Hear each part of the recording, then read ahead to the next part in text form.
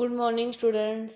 मैं कर्मजीत राजकीय उच्च प्राथमिक संस्कृत विद्यालय संगरिया से अपने 10वीं कक्षा की गणित की 11वीं प्रश्नावली समरूपता शुरू कर रखी है और 11.3 का लास्ट क्वेश्चन रहता है 15वां क्वेश्चन, उसी को आज अपने देखेंगे।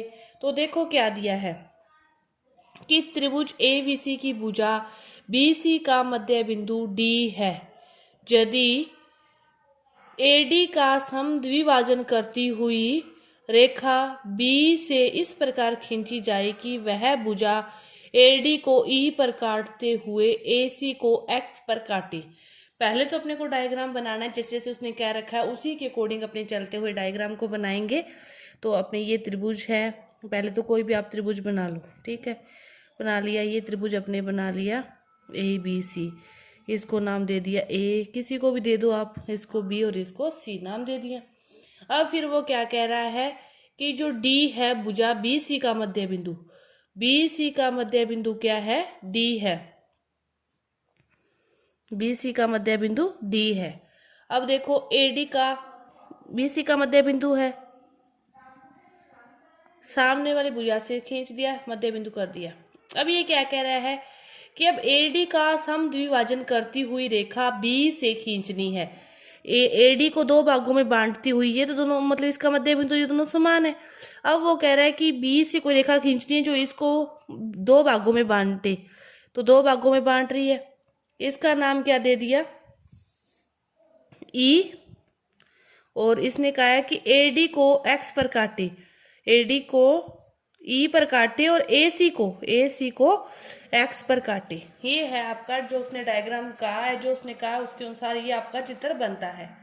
अब देखो, अब हल करना है अपने को। हल क्या करना है, E X upon B E आना चाहिए 1/3। ई एक्स कौन सा है, ये रहा, बी ई ये रहा, मतलब ये बी और ई एक्स और बी का अनुपात क्या है, 1/3 है। ये अपने को सिद्ध करना है और इसको सिद्ध करने के लिए अपने को कोई भी दो ट्राइंगल चाहिए। समरूपता की प्रश्नावली चल रही है, तो कोई भी दो ट्राइंगल लेके अपने उनको समरूप दिखा के उसी के नियमों से आगे अपने चलेंगे और इसको हल करेंगे। तो उसके लिए अपने को इसके समांतर कोई रेखा भी चाहिए, इस बी एक्स के या ई एक्स के समांतर कोई भी अपने को रेखा भी चाहिए। तो अपने पहले उत्पत्ति करते हैं, यहाँ से ये डी से ई एक्स के समांतर कोई रेखा खींचते हैं, वाई इसको नाम दे देते हैं। अब देखो, सबसे पहले इस प्रकार का क्वेश्चन आपको हल करना है, तो सबसे पहले आपको लिखना है कि दिया क्या है। दिया क्या है कि ये दोनों क्या है, समांतर है। तो ए ई इक्वल है ई डी के, ए ई इक्वल है ई डी के। और दूसरा क्या है, बी डी इक्वल है डी सी के, बी डी इक्वल है डी सी के।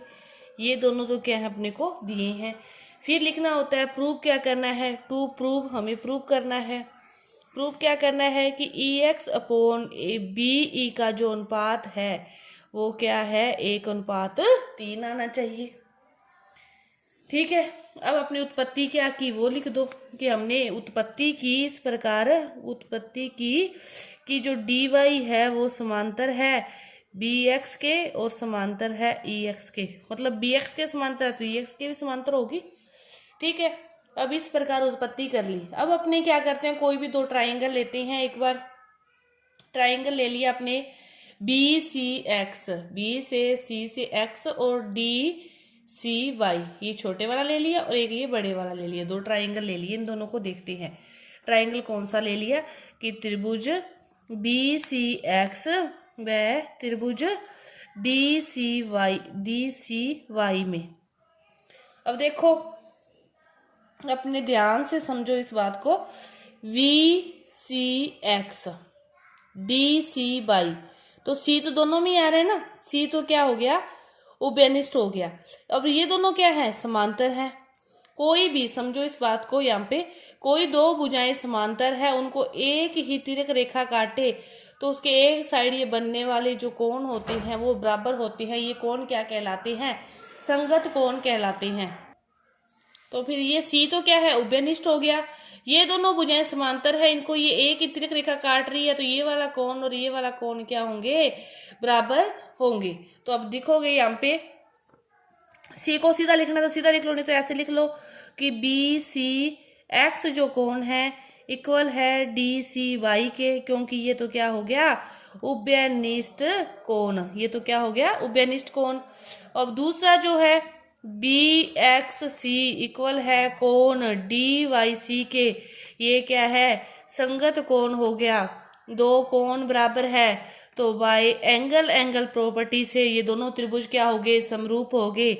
त्रिभुज बी सी एक्स क्या है समरूप है त्रिभुज डी सी वाई के, दोनों समरूप हो गए। अब कोई भी दो त्रिभुज समरूप होते हैं तो फिर उनकी भुजाओं का जो अनुपात है वो क्या होता है बराबर होता है। तो अब अपने इसमें भुजाओं का अनुपात लिख देंगे, डी सी का अनुपात बी सी के, इसी तरह सी वाई का अनुपात सी एक्स के, और बी एक्स का डी वाई का अनुपात बी एक्स के। ये अनुपात क्या होंगे भुजाओं संगत भुजाओं के अनुपात बराबर होंगे।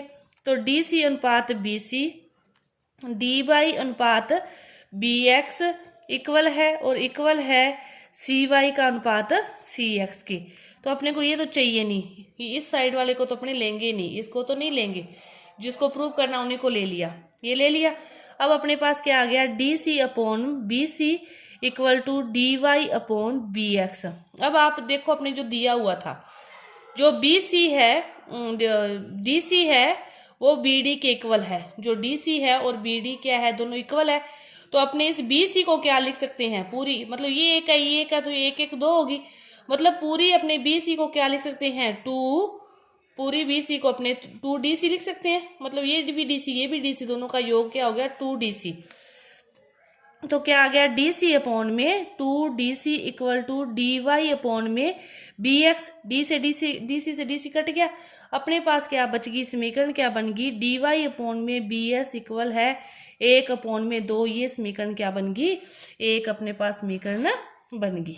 ठीक है, इसी प्रकार अपने दो त्रिभुज पुनः लेते हैं, वो त्रिभुज अपने अब देखो कौन से अपने पास बच गए। अपने त्रिभुज लेते हैं ए ई एक्स और ए डी वाई, ये दोनों समांतर है, जिसमें समांतर होगी उसी में प्रॉपर्टी लगा सकते हैं अपने। तो ए ई एक्स, अब अपने त्रिभुज क्या लेते हैं त्रिभुज ए ई एक्स व त्रिभुज ए डी वाई में ले लिया।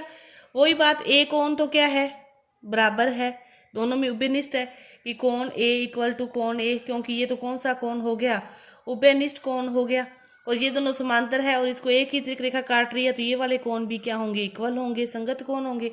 तो कोण ए ई एक्स इक्वल होगा कोण ए डी वाई, क्योंकि ये कैसे कोण है संगत कोण, ये कैसे कोण है संगत कोण है। ठीक है, दोनों कोण बराबर है तो बाय एंगल प्रॉपर्टी से त्रिभुज ए ई एक्स क्या होगा समरूप होगा त्रिभुज ए डी वाई के, समरूप हो गया। और फिर वही बात सेम कि त्रिभुज समरूप हो गया तो इसकी संगत भुजाओं के अनुपात क्या होंगे बराबर होंगे।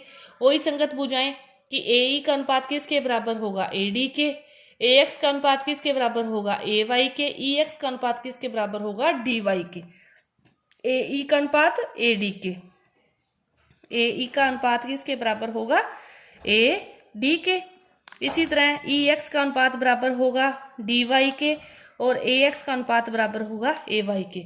इस साइड वाला सी एक्स सी वाई पहले भी छोड़ा था, ए एक्स ए वाई अब भी छोड़ देंगे, इसको अपने को नहीं चाहिए नहीं लेंगे, यही दो चाहिए। A E upon A D equal है E X upon D Y.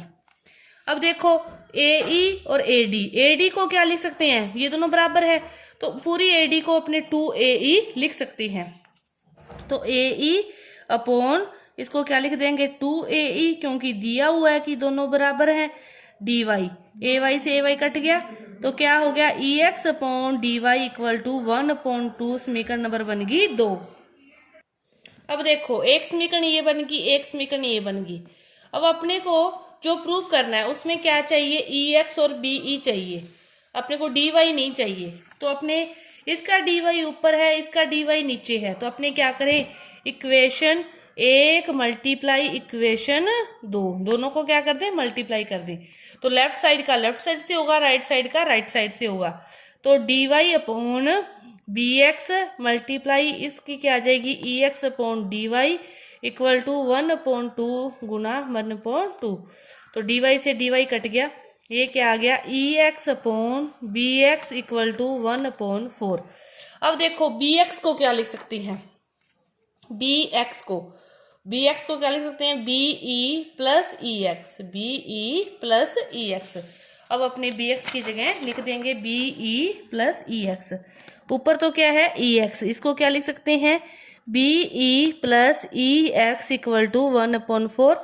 तीसरा मल्टीप्लाई करेंगे तो 4 इधर आ गया, 4 ई एक्स इक्वल टू, इसको 1 से करेंगे तो ये तो क्या रहेगी, सेम ही रहेगी।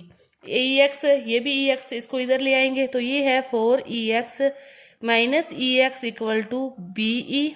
4 में से 1 गए तो 3 E X equal to B E. अब बी ई को इधर ले आए, 3 इधर पड़ा है, E X upon B E, इस साइड क्या बच गया 1, ये 3 मल्टीप्लाई में है, 3 मल्टीप्लाई में इस साइड लेके जाएंगे तो 3 किस में जाएगा, डिवाइड में जाएगा, 3 किस में जाएगा, डिवाइड में। तो ये अपने पास जो प्रूव करना था वो आ गया, E X upon B E का अनुपात क्या है, 1:3। क्या करना था, दोबारा देखो एक बार जल्दी से, कि आपको त्रिभुज जितना दे रखा था उसके अलावा एक उत्पत्ति करनी है, इसके समांतर कोई रेखा डी वाई ले ली। फिर दो ट्राइंगल लेने हैं, पहले तो ये ले लिया बी सी एक्स और डी सी वाई, इसको समरूप, एक तो संगत कोण है और एक उभयनिष्ठ समरूप हो गया, फिर संगत भुजाओं का अनुपात बराबर होगा, वहां से एक इक्वेशन बन जाएगी। दोबारा अपने 2 ट्राइंगल ले लिए, एक ले लिया ए ई एक्स और एक ले लिया A D Y, A E X और ए डी वाई, इसमें एक तो उभयनिष्ठ एंगल है, एक संगत कोण है, वाई एंगल प्रॉपर्टी से समरूप हो गया, फिर संगत भुजाओं का अनुपात भी समान होगा, वहां से दूसरी समीकरण बन गई। फिर दोनों समीकरणों को क्या कर दिया, मल्टीप्लाई, और मल्टीप्लाई करने के बाद फिर बी एक्स आ गया। बी एक्स को 2 रूप में लिख सकते हैं, बी एक्स क्या है, B E plus E x, फिर तीसरा गुणा करके हल कर दिया, जो प्रूव करना था वो अपने पास आ गया। तो आपका ये 15वां जो क्वेश्चन था और 11.3 जो प्रश्नावली थी पूरी हुई। आगे की जो प्रश्नावलियां हैं वो अपने अगली वीडियो में करेंगे। धन्यवाद।